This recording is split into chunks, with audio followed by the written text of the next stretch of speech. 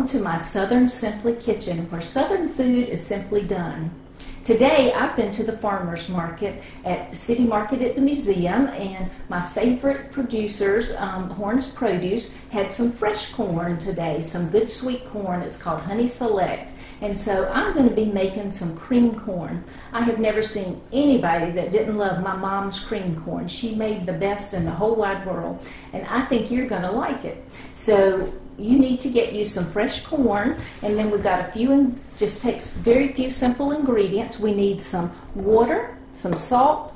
I use white pepper because I don't like for it to show up in my corn, some cornstarch and some butter, and of course the star of our show, corn. So you get your ingredients together and we'll get to shucking our corn. Okay, I've got my corn ready to shuck, and you see I've got nice ears of corn. You can tell this is fresh because the husk has not rolled up on the edges. Nice fresh corn. And so I like to cut down here at the bottom and just pull it up like this, and then come to the top, and you can see this corn was being sheared with a worm, but that's okay. At least I know there was not a lot of pesticide put on this corn. And then you just pull your shucks off, pull all these silks that you can see. When my daughter was little, she called these silks hairs. She just did not like to get the hairs off the corn. She didn't like to touch them because sometimes they'll stick to your hand. And if you're having trouble getting your silks off your corn, you can buy a little corn silking brush. It's a very soft, so you won't damage the ears of, or the kernels of corn, and you can just use that and you finish pulling your silks off. Now I will finish getting my ears of corn ready. I'm going to fix 6 ears of corn, and while you get yours ready, I finished silking and shucking my corn. I gave it all a rinse and got it up here on a towel, and now I'm ready to cut the corn off the cob. And to cut it off the cob, you need a nice sharp paring knife. And what you're going to do is you're going to just take this knife and you're just going to cut up like this.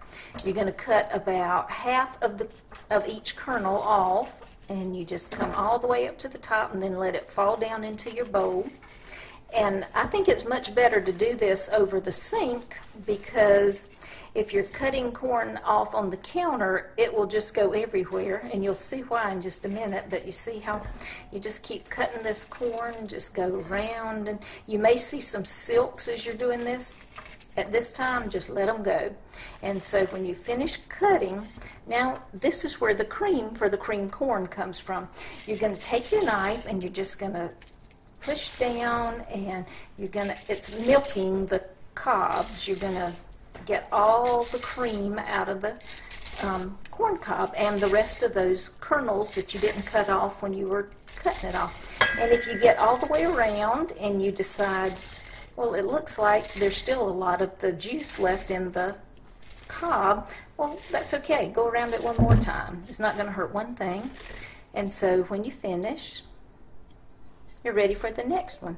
But now don't throw these away yet, because you can take these and put them in a pot, and your scraped cobs, put them in a pot and boil them with some water, and you can make corn water, which vegans and vegetarians can use to season their food with, and you can use it too.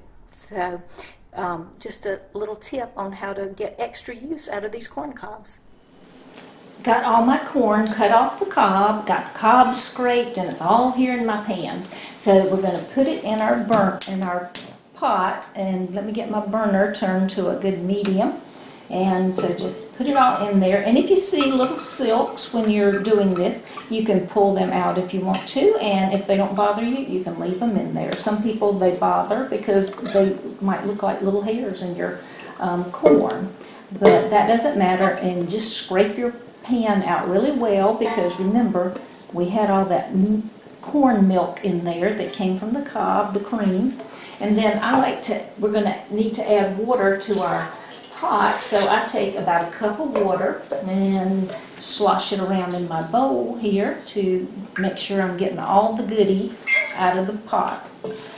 And just pour that into your pot. And you want the water to come not quite to cover your corn. Then we're going to add our seasonings. We're going to put a half teaspoon of sugar, and this is an optional thing. My mom always puts sugar in hers, so I have to put a little bit of sugar in mine. We're going to put in a tablespoon of butter, and I use unsalted because that's what I always use. I know how much salt goes in the pot. And then I've shown you before how I scrunch my hand up, and my hand holds a little half teaspoon of salt down there, so half teaspoon of salt. And then I want to add a quarter teaspoon of white pepper, and I like to use the white pepper because it doesn't show up in there. And then we're just going to let this sit here and cook, and it'll probably take 15 to 20 minutes for it to cook. And then we're going to come back, give it a stir, give it a taste for salt, and then we will thicken it with some cornstarch. So we'll be back in 15 to 20 minutes. Okay, it's been about 15 minutes, and we're ready to check the corn, and does that smell good already? And it's just cooking away right here. Let's give it a little stir and take a little taste.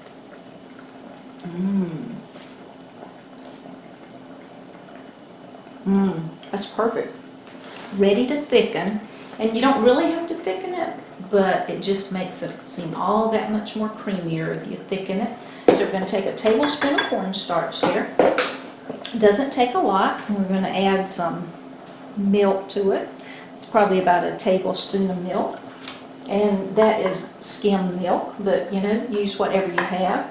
And if you're wanting to make this for someone who's lactose intolerant so they can have creamed corn, you just leave the butter and the milk out, and then just stir this up. I don't know if you've ever worked with cornstarch, but it's very stiff in the beginning, and you just get it all stirred up really well there, and it just all of a sudden turns nice and liquidy.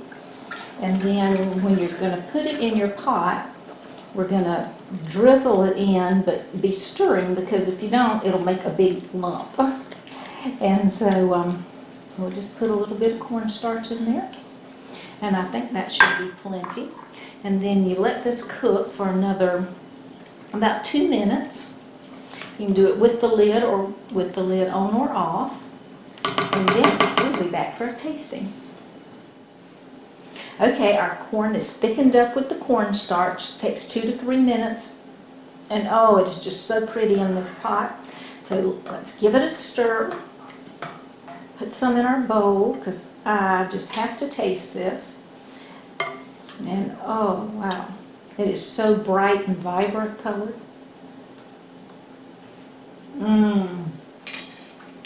Summertime in your mouth. You got a crunchy and creamy taste. You've got sweet, you've got salty and buttery. All the flavors that can make you happy. So enjoy your Southern Simply Creamed Corn, where it's Southern food simply done.